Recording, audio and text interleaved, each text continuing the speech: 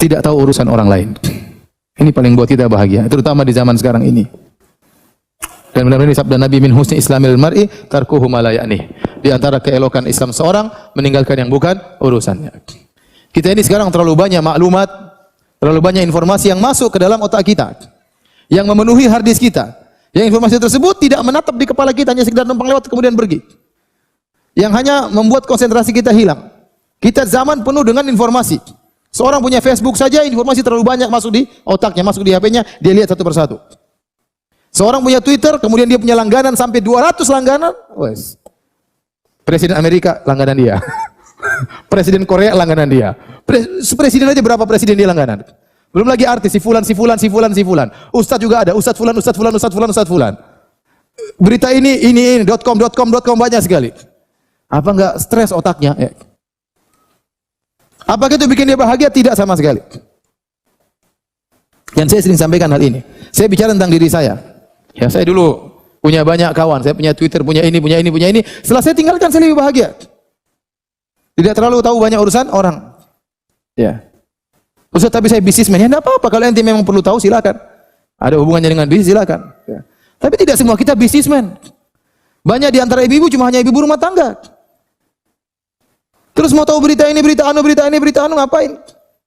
Setelah dia punya berita pun dia tidak jadi pakar politik. Enggak juga. Hanya politik rumah tangga dia kuasai, yang penting nguasai suaminya selesai.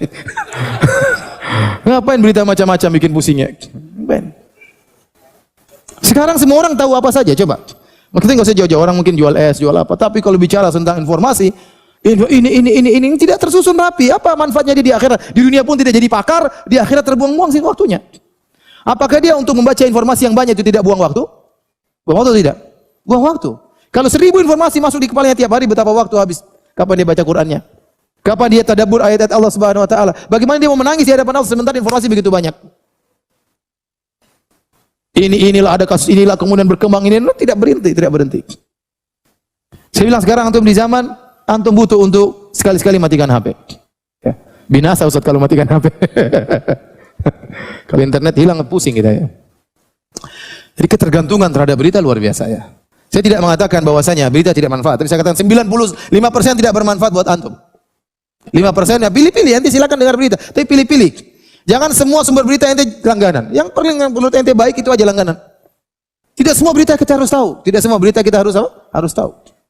Karena kalau Anda tahu semua berita, akhirnya waktu Anda habis.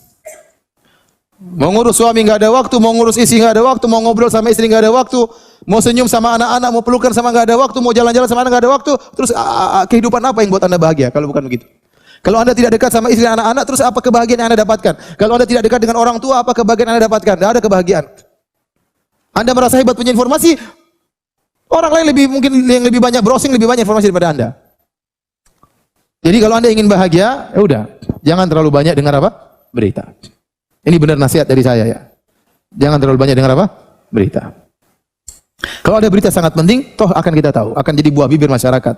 Antum langganan berita, jangan seluruh berita, antum langganan 1-2 berita sudah cukup. Informasi dari berita tersebut sudah mewakili yang lainnya. Tidak harus Anda yang paling pakar, yang paling tahu lebih dahulu. Ini hanya menghabiskan umur Anda. Apalagi Anda sekarang rambutnya sudah pada putih semuanya. Sudah berapa kali khatam Quran? Enggak pernah. Khatam berita tiap hari 1000 berita didengar. Terus apa yang Anda bawa ketemu Allah Subhanahu wa taala? Gimana kehidupan menjadi lebih afdal, lebih bermakna kalau begini caranya kita jalani kehidupan kita sehari-hari? Dipenuhi dengan informasi yang tidak membangun pribadi kita. Tidak menambah keimanan kita, enggak. Terus ketemu Allah dengan apa kita bawa? Modal apa yang kita bawa? Seorang salaf waktu dia akan meninggal anaknya katakan, "Nak, jangan kau menangis. Ayahmu telah menghatamkan ribuan kali di rumah ini," misalnya. Kita apa yang mau kita banggakan di depan Allah Subhanahu wa taala? Ya. Quran aja enggak pernah kita baca. Terus bagaimana bahagia? Bagaimana mau bahagia? Yang menentukan kebahagiaan Allah Subhanahu wa taala, pemilik Al-Qur'an. Anda ingin bahagia, baca Al-Qur'an, bukan baca berita. Saya ulangi lagi, bukan berarti saya katakan berita tidak bermanfaat, tapi sedikit. Oleh karenanya filter berita yang masuk sehingga kita punya waktu lebih untuk menciptakan kebahagiaan kita. Mengetahui terlalu banyak urusan orang lain itu hanya membuat gelisah hati kita. Hanya kita jengkel kan? Oh, kurang ajar tuh orang. Ya ada. Ente ngomel sama dia, omelan ente tidak sampai sama dia juga. Kecuali kalau ente omel dia depan dia, bolehlah. Itu kurang ajar gini-gini. Dia dengar santai-santai aja yang diomelin. Jadi kurangi ya. Min husni islamil mar'i tarkuhu ma la ya'ni. Di antara keelokan Islam seorang ya meninggalkan urusan yang bukan urusannya. Latih diri kita untuk banyak diam. Kalau orang bangga dengan pembicaraannya, banggalah dengan antum dengan diam. Kalau orang mengatakan idza kana al-kalam min fiddah was-sukut min dhahab. Kalau orang berbicara dari perak, maka diam itu dari emas. Ya. Jangan terlalu bangga menjadi pembicara, jangan terlalu bangga menjadi komentator. Tidak semua perkara kita komentari. Dia komentar dalam hati sudah. Enggak usah kita ungkapkan. Kalau kita ungkapkan langsung dicatat oleh malaikat. Selesai. Kalau ungkapan kita benar alhamdulillah, kalau salah repot. Sudah salah kemudian bikin heboh banyak orang, bikin ribut banyak orang.